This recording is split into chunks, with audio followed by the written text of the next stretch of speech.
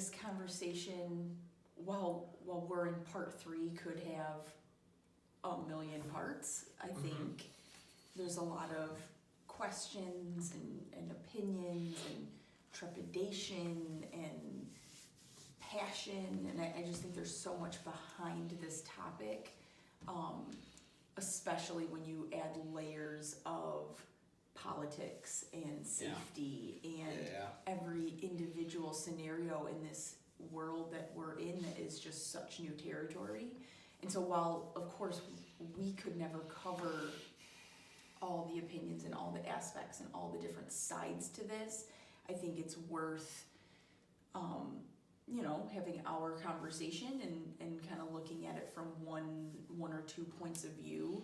And I think the big thing is, because there's this debate about remote learning, in-class learning, a hybrid of the two, I think the question that arises is, why do kids go to school?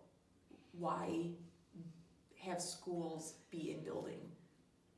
And I mean, at the end of the day, that is the question. And why is it so, why is it so important that kids are back in the building? Why is it so important, that there's like a not want of continuing online stuff? And, I think even that is going to have a lot of different arguments and, why kids go to school. I look at it as if the only purpose of school was to give them knowledge and information, then we're probably doing it wrong by having kids be in building. We can get that done in such a simpler way. But I don't think that's the reason they go to school. That knowledge and information can be done. And, and there's a variety of ways to do it, but, it's overlooking overlooks the social growth, the emotional growth, that connectivity between, kids and their peers, and having that element of that time that's not, under the shadow of their parents, and they're out in the world in an environment that has built to be a kind of a safe place for them to kind of try stuff, make mistakes, and it be a spot where that's okay, and you don't have your parents and guardians over your shoulder. It makes me think back to, it was either in the first conversation or the second conversation we were having, where you brought up the idea of instantaneous support, the kids reaching out. If in a perfect world they could hit a button and we were there back in this emergency situation that we were in, trying this online learning. And I feel like the safety for a lot of kids comes in that mindset of having a mentor there, having a facilitator there that, like you said, is not their parents, because especially in our world of secondary education, we're looking at building that independence, but giving them a safe space to do it, having that person there to help with guidance, but to be that immediate feedback, to be that immediate support, to be that immediate, the person that's gonna lead them in the right direction, or get them to ask the right questions to kind of go figure it out on their own. And while I see the how you brought up gaining the information and seeking out intelligence, that's not going to, that doesn't necessarily have to happen in a building. I think we may even need to consider this idea that to make it more authentic, it's in their real world, outside the walls of a school, especially if we're going to be promoting this idea of making change and activism and them having a voice. I always talk to my kids about that, and I want them to see that that's true, but that has to happen potentially somewhere else. It has to happen in the real world. So I wonder, going back to that idea of that mentorship and that guidance can that be done as successfully in a remote scenario? Maybe. I mean, it's a bridge that, you know, I think a lot of teachers haven't crossed. I'm interested in what the online schooling world looks like. You know, a lot of times when I look into those online school setups, it's just like, how can we, as quickly and as efficiently as possible, disseminate the information you need to know to reach this academic goal. It's checking boxes. I think a lot of times and again, this is speaking from no experience, but from what I could like access and, you know, ascertain, it seems like a lot of the online learning is to be like an alternative toward a goal. So online learning toward like a GED or diploma program, or just trying to seek out a means to an end. Yep. Not to say anything poor about online education. Again, Nope. I don't know enough about it, but from where I've seen kids access it, it's like traditional school wasn't a right fit. Let's take this other route, or let's use it to, you know, to move forward in some sort of objective. And you see it a lot, you know, with kids that have, you know, that focus elsewhere. You know, they're in a level of athletics that, I mean, we probably can't even like connect with, where that demand for athletics is way more, or like, you know, you often see it with whole different setups. But like you said, I think it's it ends just by the means. Yeah. Like, we just need to get you to here. You already have way bigger fish to fry elsewhere, but you still have to do this education piece to go along with it. And those have its own pitfalls and benefits and stuff too. But in general, we're thinking about, you know, kids not in special situations. Sure. Where I think online learning has been a piece of kids in special situations. Right. Now we're saying all. Yeah. And I think it simplifies maybe what we do a little too much. Like at face value. I mean, the idea that teaching is a difficult job is because it's not as simple as me going, this is how you do the Pythagorean theorem and how it works and why we use it. It's not as simple as that. Yeah. It is being, you know, an academic mentor, giving kids like legitimate problems and things to tackle. That isn't just, here is how it works and an example of it, repeat this a million times, right? And unfortunately, I think a lot of people, that was exactly their schooling. So now that's forming their opinions now about what school is and what we do in the classroom. They think of it as a simple, I'm going to show you this, and then you're going to repeat it. And maybe, unfortunately, that might be kids right now experience so far in school. Yeah. That they've had teachers that they just took that route, right? It's so much more than that, and you can see that in some of the things we've dug up, you know, in what kids want out of school. Right. And when they're posed a question like, what, you know, where you're at currently, what would you want if we had to keep going online, or what would you want if you want to go back? There's a need and a want for connectedness, right, to other kids, to adults and coaches and teachers and stuff. Like there's so much more that, like, instead of a battle of like, should we be online, should we be back in school, it's like, well, what is teaching? Why do we have kids go to school? And how do we, instead of making those decisions, figure out what's important about school and be ready for anything that confronts that idea?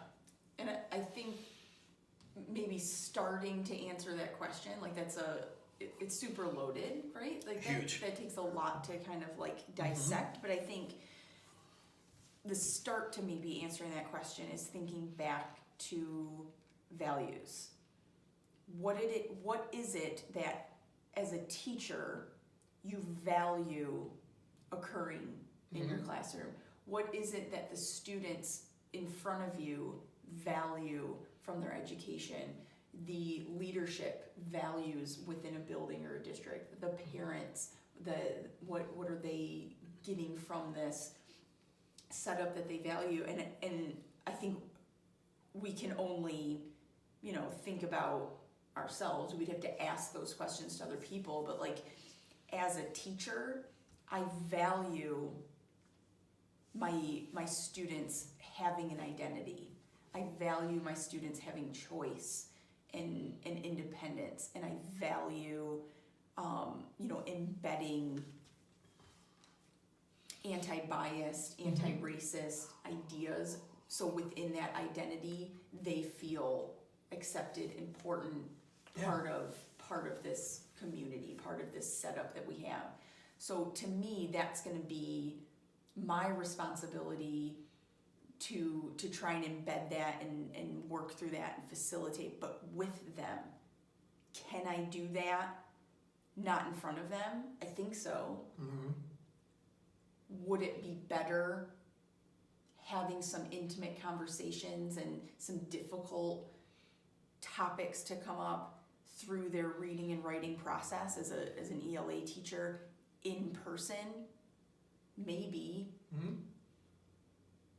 But I think it becomes that thing of like, I have to be better no matter what. Mm-hmm. There's too much that's happened in the past couple of months to ever go back pre-March. Yep. And I think that's where a lot of people's heads are, especially the ones with, the big voices to say it and have the, television time or the news time to say things. I think the biggest thing is they're just looking to like answer a question. Yeah. We'd be back in school.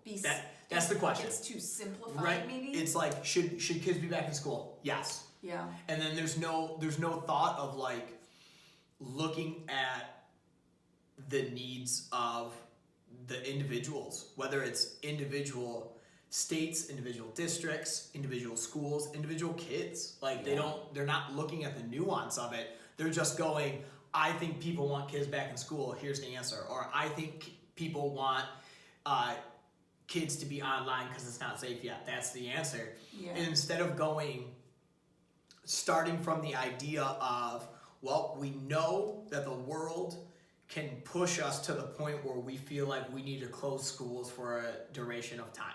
It's not hypothetical anymore. It's not a what if, it happened. Yeah. So instead of trying to answer that question, which is almost impossible, so much has happened in like inside of a week to let alone make a decision on what it looks like in August and September. Go, okay, we might be open, we might be closed, and that might change back and forth as an entire school year goes. That's true. Right? Yeah. It's 8 months of the year. That might switch back and forth all year. Online, in seats. Online, in seats. I think there's a lot of concern to the initiation, to September, right? Right. But you make a good point that it could fluctuate. I think there's a lot of thought that like that's the only question that needs to be answered. Yeah, and if you're that's thinking true. that, you're already failing the people that are looking to you for answers. Yeah. You have to, that's why like I think the good question is like, why do we go to school? What do we value? It goes back to what we talked about in another video. Maybe it's another time to reach out to the stakeholders, to parents, to kids, right? Support staff, teachers. What do you value in education? What do you want from the education? What do you want from schooling? Whether as a parent, as a student, as a teacher. And then use that as a design, like and move go forward from there. How can we make that happen? How can you make that happen if a kid's not in school? Yeah. Online. How do they make it happen if they're in seats? Right? It's an opportunity right now to go, what do we value as a school district, as a school building? Yeah. And go, this is how we provide it to kids in seat. It's an opportunity to look at what we do in seat in school and go, maybe we should change. Yeah. And then you go, well, what if that kid can't be there? Because here's the true state of affairs. It's not as simple as that. Boom, kids will be in seats and every kid's there. Right, doors are open. It's and not, again, that idea of going back It's not going to happen. And most teachers, Pre-pandemic. and most teachers have that gripe, man. If I could just get this kid in school, man, I could change the world. Like I can move the needle on this kid. Yeah. Well, we need to figure out how to provide what people value in their schooling if they can't be there for whatever reason. Yeah. Whether it's a health concern, whether it's they don't feel it's safe, whether it's just, you know, something's going on in my life and I have to be gone from school for a month. Yeah. How can we keep that beat going? Yeah. And I think people go too quickly, well, you just can't. You're not in front of me. We just can't. Now that's not an option anymore. Right. We spent 3 months of the school year going, you're not here and I still got to be able to educate you. And I don't think it's as simple as just saying, well, I'm just going to give you this information and so you can be academically successful. Yeah, we'll house the materials and the information somewhere. And you can access it. Versus how do we still hold on to that mentorship, that facilitator role, that guidance, that support, that safety in potentially a situation where we're not in person. And it does feel daunting. Yeah. And it does feel uncomfortable. And it will take some creativity, but I think for me, it's just a matter of like looking inside and like, how can I best be myself? I try to do that in front of my kids anyway. How can I best be myself through a digital platform? Yep. Because here's the honest truth.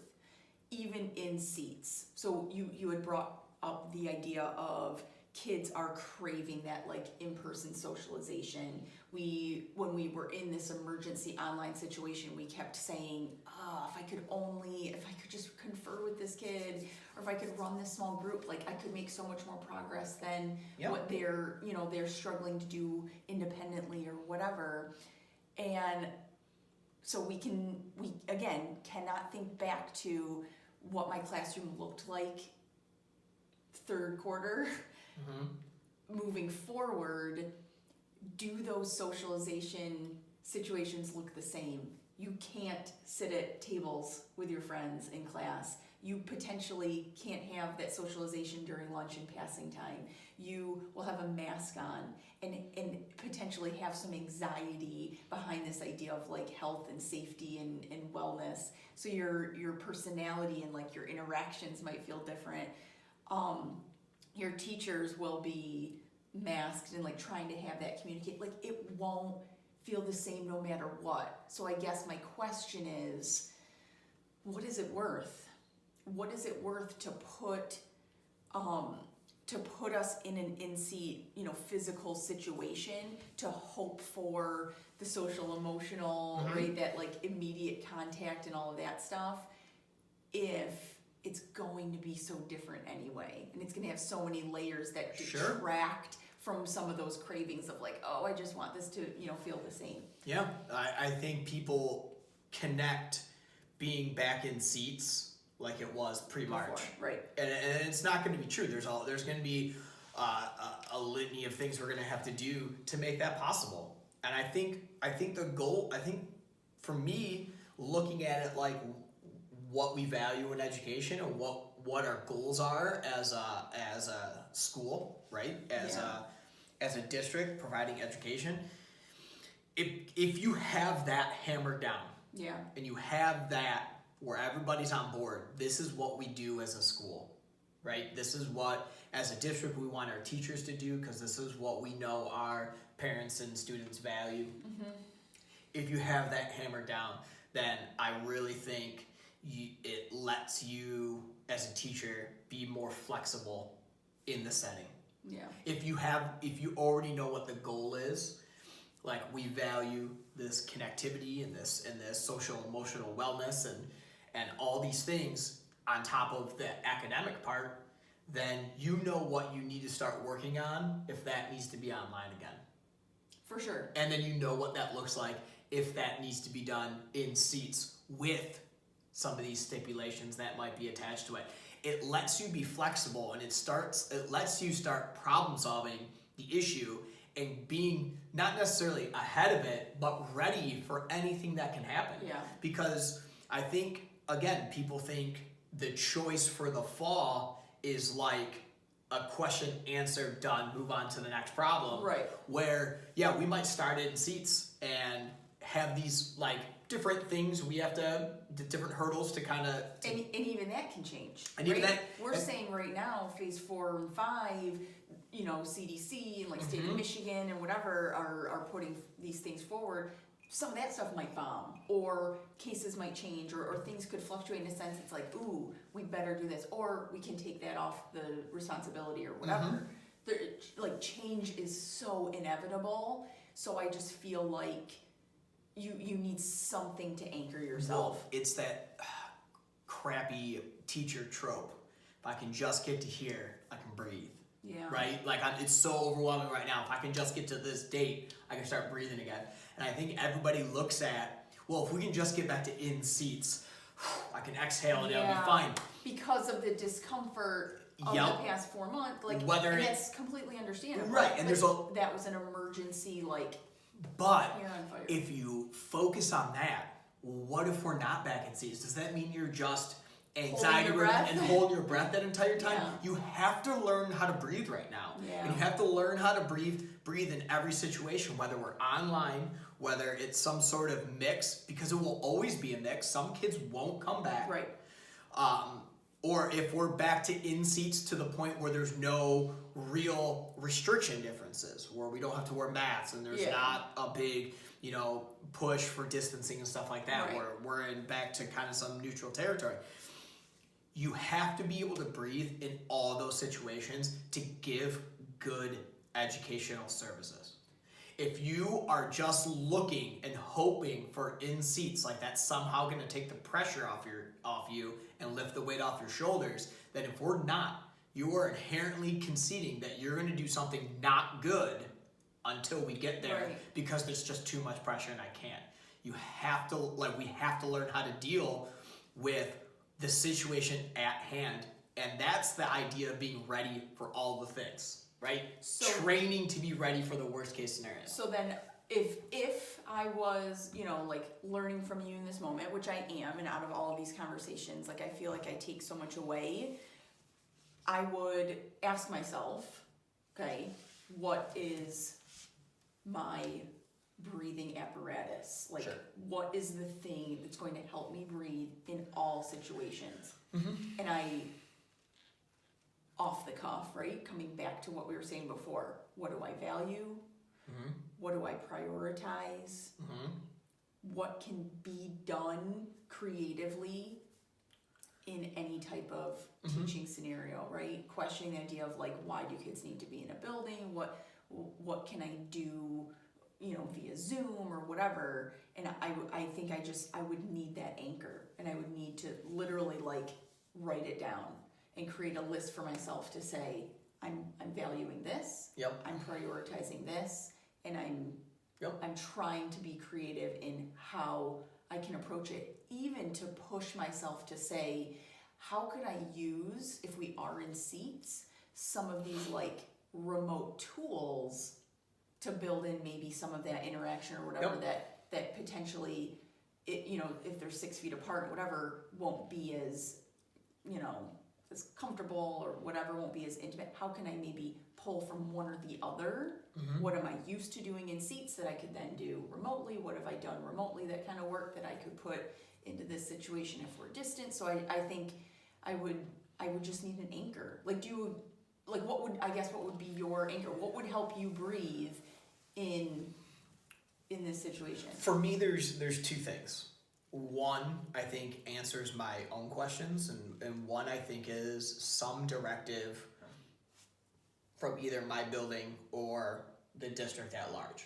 I think I need some structural anchors. Okay. I know that, if we have kids online, whether it's all the kids or some of the kids, there's some sort of skeletal structure of what we're going to do. As far as logistics. And everybody planning, on the same page, and here's the tools we have purchased or have access to, like some sort of skeletal structure where, like, basically the stuff that makes a normal school run, right? There's some sort of level of knowing where the kids are going to be at. Are they going to attend? Are they not going to attend? Mm-hmm. Like having some sort of attendance type thing. Yeah. Understanding where your district or building stands on grading, on in terms of, especially when a big district like ours, curriculum and pacing and understanding where everybody's at. There's some structural things that make the whole system go. Right? That idea that there's some that helps provide equity for all students, no matter where they are in the district, what building they're in. Right? There's some. You need some of that structure. And what does that look like for online? What does that look like if we're in building but we have kids that are going to be at home online? Like having some of those structural things is a comfort. Yeah. Right? And I'm not saying that they're needed, but they are a comfort. There is something that you can fall back on, and then I think to start to move forward. Like we're very much in this, and I know other districts and other states and whatever may have already been given these directives or have some of these things set up, but I think as far as our district and our perspective, we're kind of in this standstill right now. So while these conversations are all fine and good, and I can make my lists and I can whatever, the true planning where it's like the nitty gritty, and I'm thinking about like books and writing and whatever, it's really all up in the air right now. So I agree with you. You need some time structures. Yeah. You need to understand. So I need the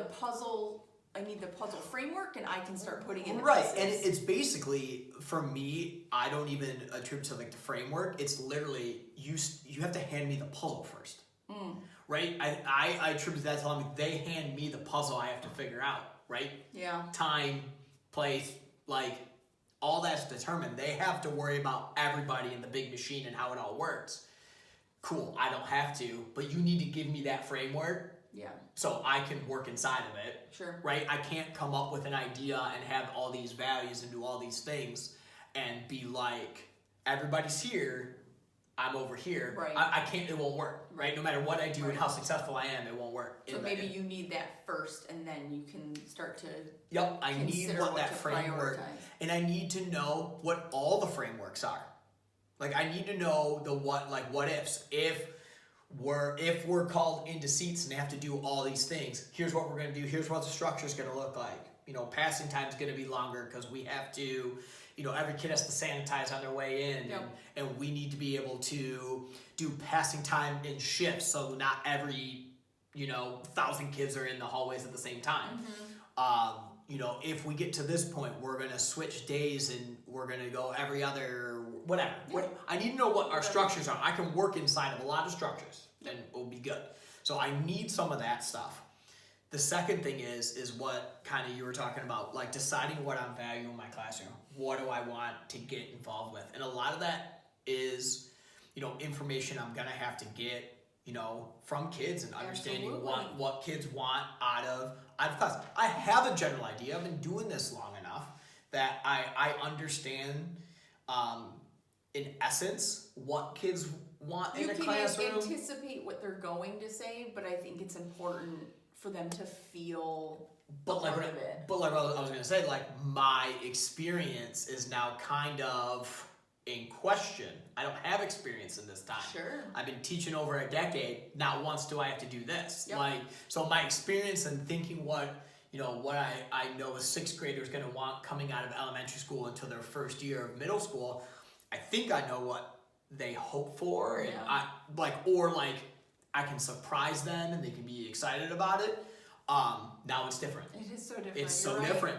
But I gotta know what my values are. Do I value them working together and problem solving? Do I value the idea of teaching them how to use tools and not treating things like calculators like a crutch or like a cheating type thing, that it's a tool that everybody has and it has access to, and how we use it. Look, how do I value some of my learning targets? How do I use my curriculum to support the values I have? Right. If I value problem solving and collaborative work and like challenging and embracing failure and doing like, how can I use my curriculum to support that? Yeah. So once I have my framework and structure for all my possibilities and know what I value and know my curriculum and use my curriculum to support what I value, I think I can tackle anything you throw at me. Right. Because for me, I'm looking at just light switches clicking. Yep, we're in seats. Great. August looks awesome. September looks great. October's starting to get shaky. I have had 2, 3, 4 kids an hour pivoting to online stuff, and I have to juggle some of that. How would I? I don't know what the structure for that looks like yet. If a couple kids go online, what's that structure? I can't plan that without knowing the structure and the expectations. Yeah. Then November gets a little bit shakier, and as we come back from Thanksgiving, less and less kids come back.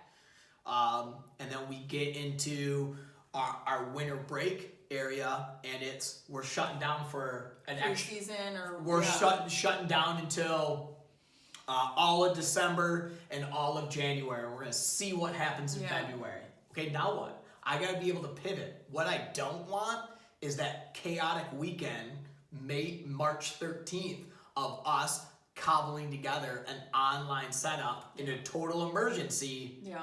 Thinking it's only going to be for a few weeks, and then we end the year that way. Yeah. I need to have my pivot ready. Where I can go, now we're here. Yeah. And it can be same as, business as usual. I can run my class how I believe it should be ran, with my same goals and values and academic targets and all those things, and ready for the online environment. And so what I'm hearing you saying is, that was long, I apologize. what I'm hearing you saying is that, like, you can, will, and will give your best to the pieces that you have control over. Mm-hmm. You will adjust and be flexible and make whatever work, but here's what we need.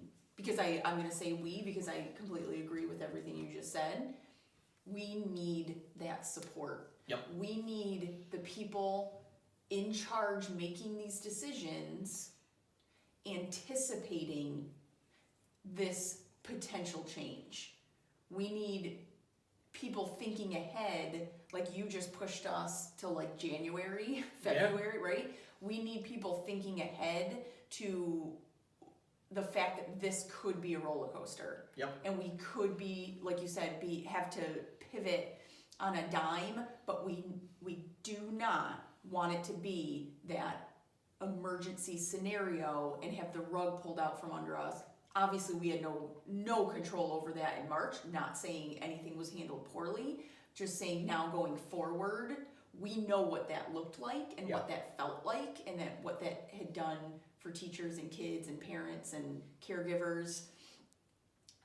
So moving forward, once you know better, you gotta do better.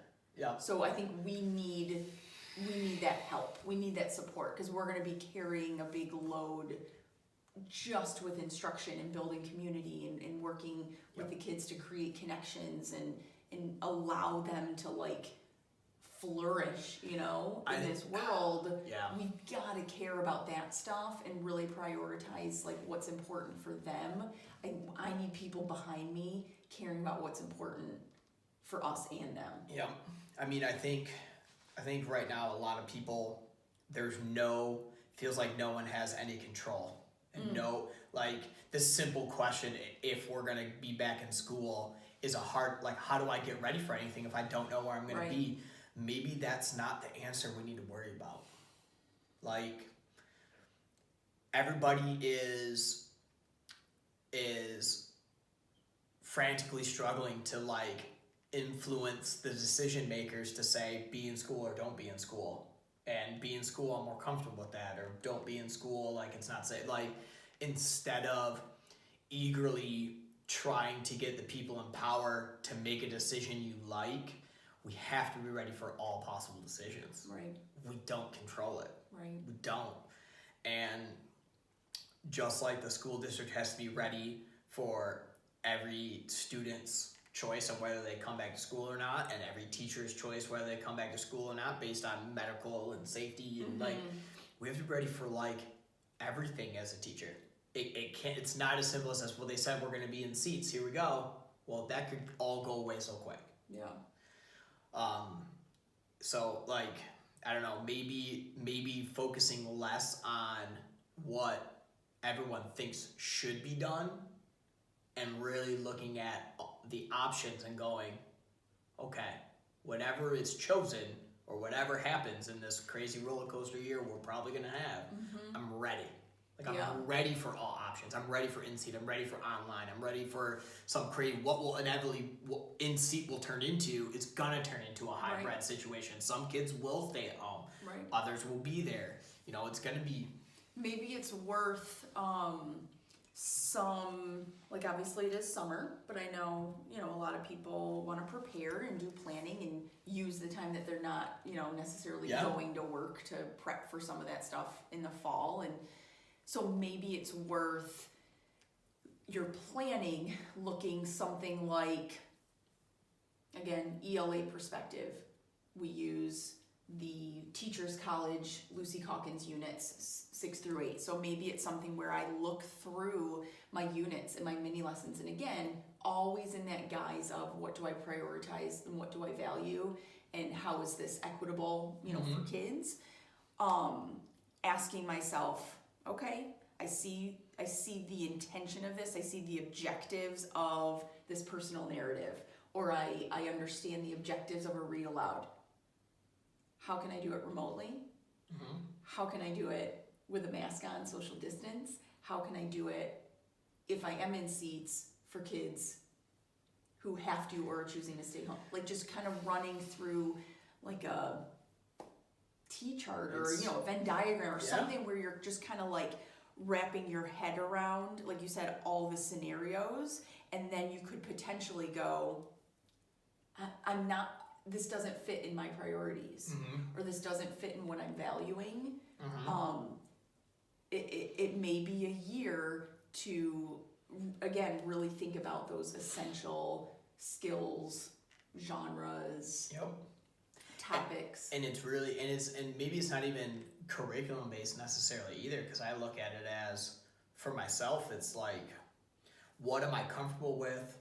What am I not comfortable with that I know I'll have to confront?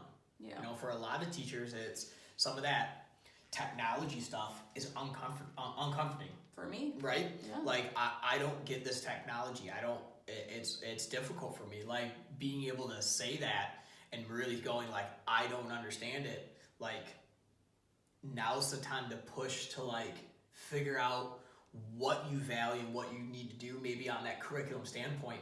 What technologies do I need to make that possible? Yeah. Like instead of going, well, I have this technology, I need to learn it, like that back step going like, what would I want to do, continue doing online? Okay, what is it going to take to make that possible?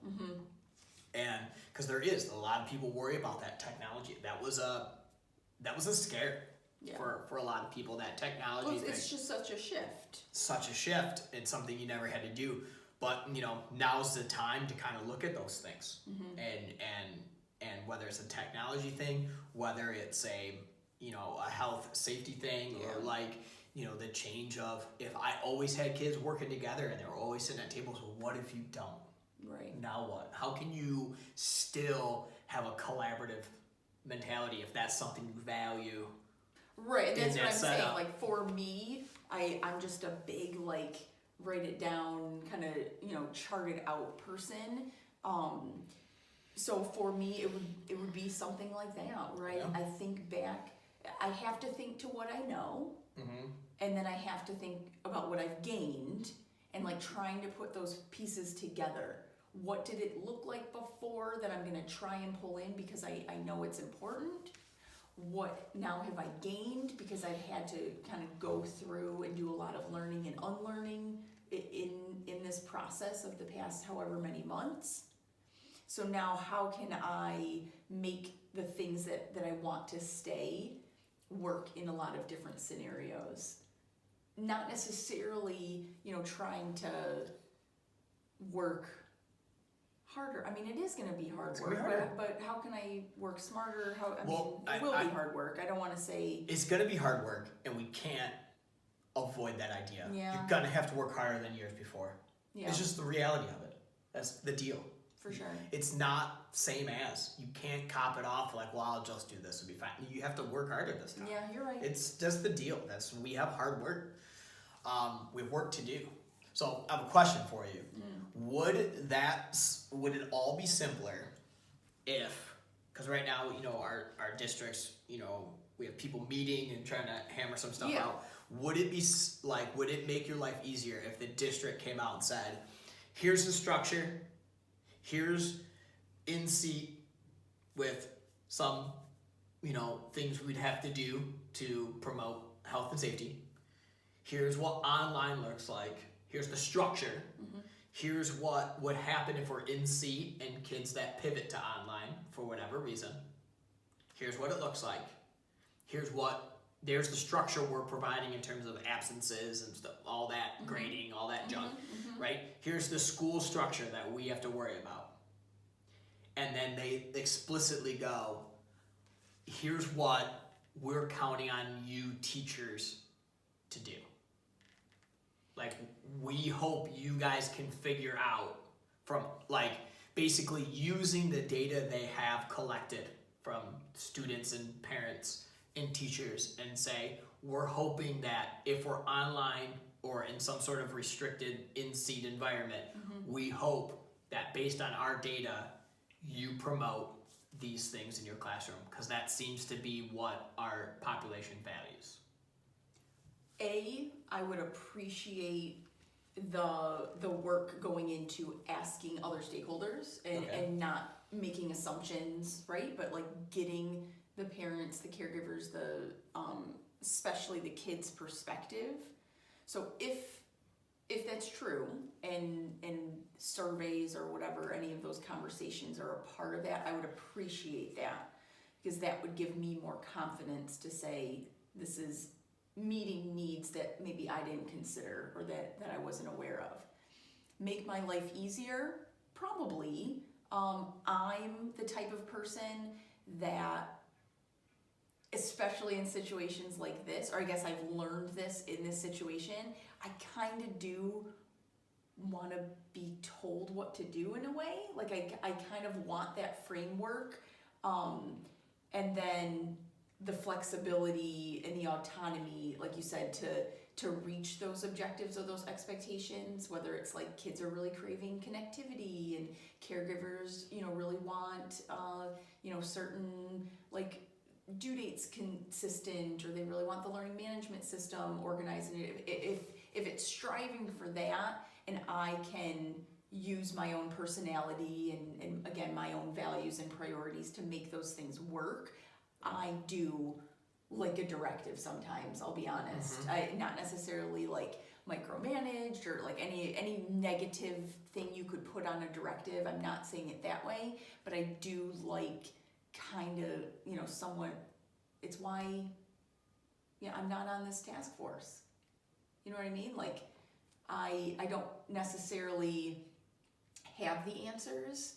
We're having these conversations, and hopefully some of this, information is being disseminated or learned from, but I think it would make my life easier.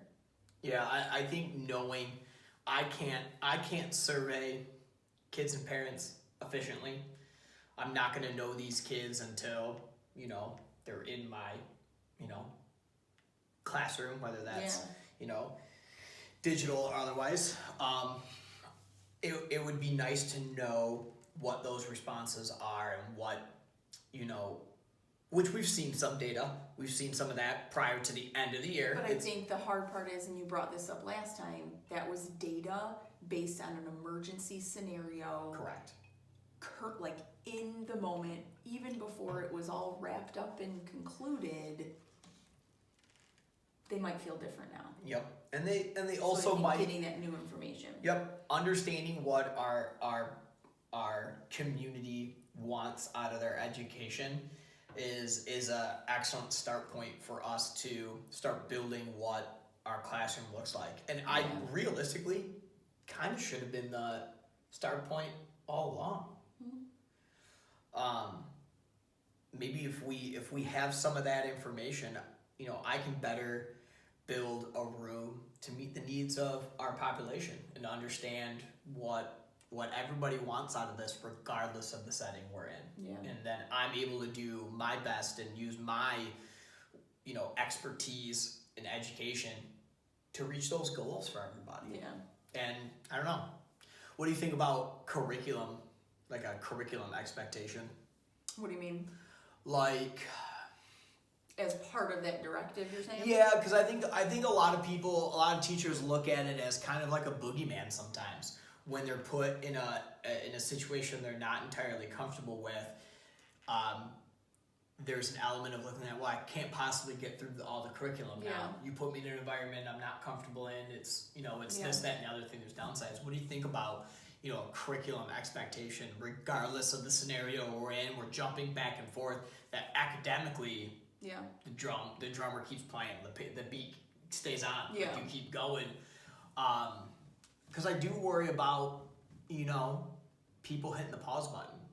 We have to pivot back to online, and people go, okay, let's take a minute. All we're gonna do is a review while we're online. Yeah. And I mean, I think if you want consistency, then potentially you gotta set some objectives across the district or across, we have 4 middle schools, across like buildings within the content area, but maybe that consistency is a baseline. So I think if part of the directive, would be curriculum specific, if it could be something like these things have to be tackled, like no disagreements about it, like we know this stuff's important, we know this is going to have longevity and be essential and take them forward. Like if those questions are being asked, not just like, well, we have to do section 1 and 2, like, yeah. but if it's really prioritizing and like Mm-hmm. thinking about them as essential skills and tools and whatever, genres, writing styles, parts of history, whatever in different content areas, like if we can say, okay, across the board, here's our baseline, now it's your job to not only like facilitate, implement, get the kids engaged within it, and you can also add on where you feel like your expertise fits, or you're valuing different things, Mm-hmm. or you want to build upon it because you have more of a comfort in how you're disseminating the content. I think that's appropriate. I think having a baseline expectation is appropriate, but only if those questions are being asked first. What is essential? What do the kids need? What's going to have longevity? Take them from grade to grade, take them from different content area to, right, looking at maybe some like cross-curricular, type objectives. Those questions have to be asked first. Mm-hmm. It cannot just be well, we do these first. We cannot go back and say this is how we've always done things. Yes. Can't have And that, I guess maybe that leads to my final point in all this is that there's nothing wrong with kind of pivoting in general from what we've been doing as educators for a long time. We can't sit stagnant. Right. We cannot be complicit. Yep. Too much is happening that's not meeting the needs of our kids. That there is, like you said, nothing wrong with questioning and changing. I look at it as there's an element of this whole time has really shown how, even as progress is made in education and changes are made, it's still caught us flat-footed because we still rely on a time-old tradition of the kids need to be in front of me. Yep. They have to be in this room, in this scheduled day, the way it is. We have to march them class to class and, shift change and all this stuff. We still, no matter the crazy cool stuff teachers have done and educators have progressed on, we still live in an environment of like it's the turn of the century. Yeah. And I think this virus and this whole thing caught us flat-footed in that realm. how we're in a world of technology where an iPhone has more computing power than what they landed on the moon on. We still teach the same way, and a lot of times the same curriculum that those astronauts were taught when they were in grade school. Right. And Like, it begs the question, if not now. when do we change? When do we pivot ourselves and have like a meaningful revolution of education that goes, oh, we should be ready for more stuff. Like, we should be ready for natural disasters. Yeah. How do we keep the beat going for kids to create connectivity and school lunches for kids that need it, and extra help for the kids that need it, and basically just being able to continue to educate kids instead of going, well, that was that one time. Right. And that's okay. It's all right. Right. We'll figure it out next year. I don't know. Maybe this changes. And this is something we're always going to have to deal with. I don't know. It just shouldn't. A kid missing school for whatever reason, not being in the classroom shouldn't hold them down in any way. Whether it's one kid getting pneumonia and being out of school for a month, or we're not in school at all because of a virus or a natural disaster. Right. So, how can we keep the beat going regardless of what the world throws at us? For sure. Maybe it's time to start thinking about that way instead of answering this one question we have of whether we should be back in school in seats or not in the fall. Maybe we answer the question, okay, how do we teach kids? No matter what. No matter what. So